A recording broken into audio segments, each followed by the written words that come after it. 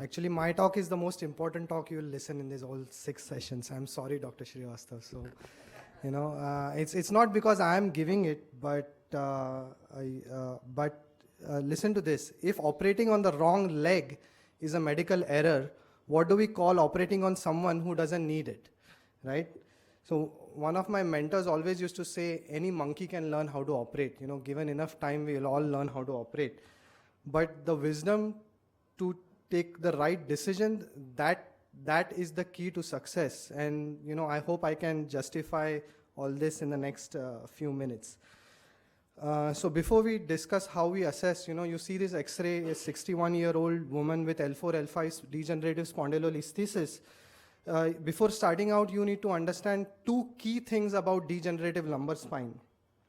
The first thing is that you are going to see degenerative changes like these in asymptomatic subjects. So there's a very famous study by Scott Bowden who took like just random asymptomatic people, put them in the MRIs. Almost 2/3 of patients had some abnormality or the other on MRI. The second important thing to consider, I'm talking about adult spondylolisthesis, is that it has no correlation with symptoms on how bad your X-ray or how bad your MRI looks. So if you have a larger slip, it can be completely asymptomatic, whereas smaller slips can be significantly symptomatic too. So physicians or surgeons, they think that they do a lot for the patient when they give his disease a name. Basically, you say to the patient that, look, you have a spondylolisthesis and that's why you have a problem. And that gets stuck in the patient's mind. You have not helped the patient a bit by giving out a statement like that. So what needs to be done is to follow a systematic algorithm. You need to follow sequential steps to assess such patients. And I'm going to talk about like a fail-safe mechanism, a fail-safe system where you answer each question systematically. You can't really answer the 6th question before going to the first question. So the biggest mistake doctors or surgeons do is to look at the X-ray or MRI before even talking to the patient or examining the patient. That's a very, very big mistake in degenerative spine. I would say for any kind of neurological patient, you need to assess the patient first before looking at the MRI. So the first question is the back pain from the spine? Don't assume all back pain is coming from the spine. So you have patients who have pancreatitis, kidney problems, retroperitoneal tumors who can present with back pain. Now, this is a very interesting patient. This patient was referred to us by a vascular surgeon. This is a vascular surgeon's father who had a degenerative listhesis, and he was sent to us for back pain and leg pain. After we assessed this patient, I don't have the lateral X-ray, but just to be dramatic, this patient, we sent the patient back to the vascular surgeon saying that it's not a spine problem, it's a vascular problem. And you can see that, I don't know if you can see this faint shadow here, which is the calcification. That's okay. In this, that's not a mic. So that faint shadow, you see the calcification, okay. The faint calcification you see here is the aorta basically. So when you get a CT angiogram, this is like an aortic aneurysm about to burst, and the reason why he had leg pain is because he had peripheral vascular disease. So, you can get completely sidetracked, and it's been known degenerative listhesis to have like red herring kind of pictures. So having said that, spondylogenic back pain is still the most common type of back pain that you would see. So the next question to ask, is there any red flag? So having a degenerative spondylolisthesis doesn't mean that the patient will not have multiple myeloma or say tuberculosis or an osteoporotic fracture. You can get totally sidetracked by looking at the spondylolisthesis. So second thing is red flags. Now after you have determined that this is a degenerative kind of back pain, it's a mechanical back pain syndrome. In general, you can divide these back pain syndromes into 3 predominant groups. You have either predominant axial back pain with or without referred leg pain, or neurogenic leg pain with or without neurological weakness. Now, I'm not going to go in detail about this, but leg pain, you can confuse it with referred pain. And what we really are treating with surgery or intervention is basically neurogenic leg pain. Either it could be radicular or it could be claudicatory. Now, the history is extremely important, because this is what the patient is going to tell you, and you need to spend sufficient amount of time eliciting this history. So why is this important? Why are these syndromes important? Whether it is a back pain predominant problem or a leg pain predominant problem. And we know that from the sports trial, that's a very famous trial. It's a randomized controlled trial, that patients who have leg pain predominant problem in degenerative spondylolisthesis or adult spondylolisthesis, they are the best patients to treat because they get better. The amount of benefit they get is much more. Whereas patients who have equal amount of back pain with leg pain, they kind of have intermediate outcomes. And the patients, I wouldn't say worse outcome, but there are certain group of patients who can be treated for predominant back pain, but they are extremely few. And majority people with predominant back pain syndrome with surgery may not do well if you don't choose the patient right.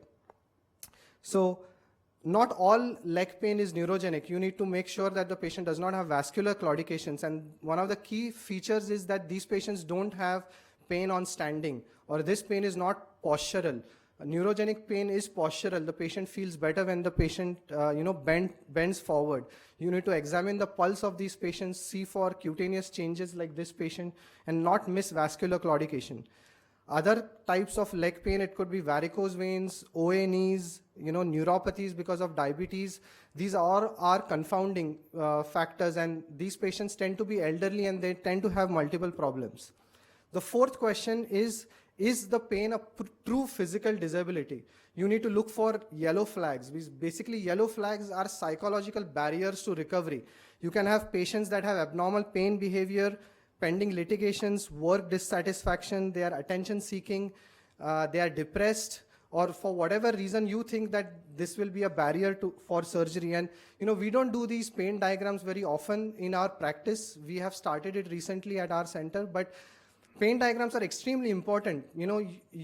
If the patient draws such a pain diagram and you are trying to treat this patient's spondylolisthesis, you are in for a trouble if you opt for surgery.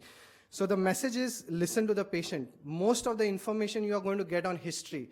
It's 80% of your decision is on history, maybe 10% on physical examination, and 5% on imaging.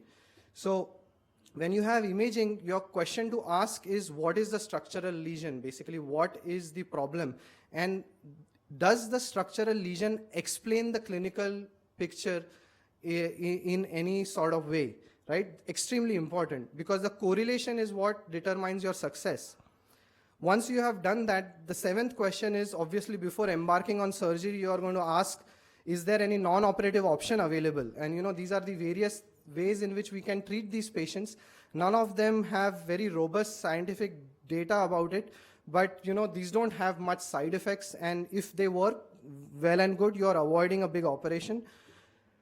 Then comes epidural steroid injections. Now, epidural steroid injections in spinal stenosis is kind of controversial. The recent RCTs and meta-analysis, New England Journal 2016, says that they are small or no benefit. It is not like disc herniations, So, but I would say that it still has a role to play, for patients. You might, if not therapeutic, you might have some diagnostic value in epidural injections.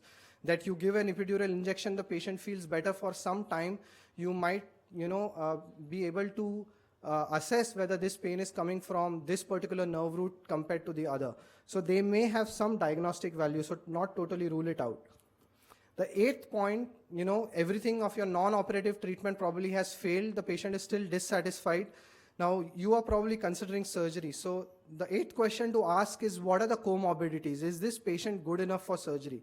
What is the age, obesity, smoking, diabetes, osteoporosis? A lot of things need to be considered, not only whether you will operate or not, but also what kind of surgery are you going to offer the patient? Can a patient withstand a big surgery or a small surgery, just a decompression or a fusion?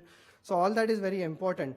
And one of these things which I have found useful is this calculator. It's called the NSQIP calculator. It's available free on the American College of Surgeons website. Now what this calculator does, you can put all these values in this calculator, what kind of surgery you are going to do. So I've put the procedure as a TLIF, and then you can put age, sex, functional status, ASA grade, steroid use.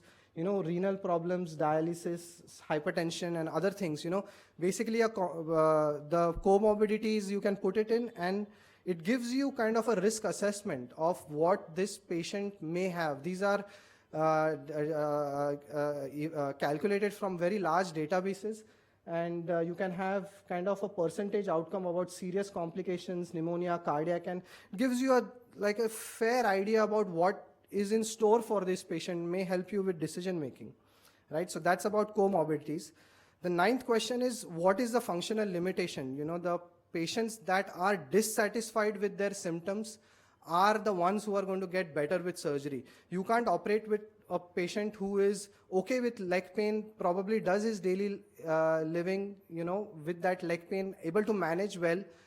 That patient is not a good patient to operate, but somebody who is asking for it, he says, doc, I cannot live with this pain, that's a problem, I cannot do my daily work, I cannot go out of the house, maybe I cannot go to the market because of this pain, I need to stop too many times. So the more the dissatisfied the patient is with their symptoms, the better the surgical outcome. So that's one of the key parameters of predictors.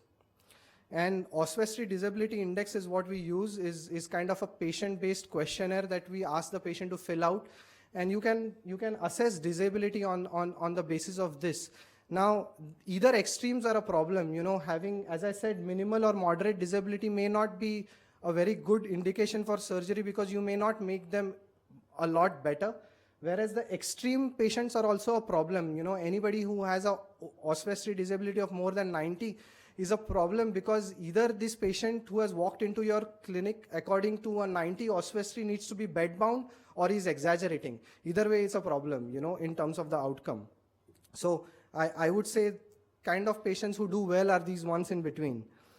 And lastly, last question is patient expectation. A patient who is optimistic about his recovery is going to do well. And this is a quote from the sports trial, which says that patient expectation can be a self-fulfilling prophecy. If the patient truly believes that he's going to get better, he is going to get better. So going from here to here involves a lot of thinking, and decision is more important than the incision.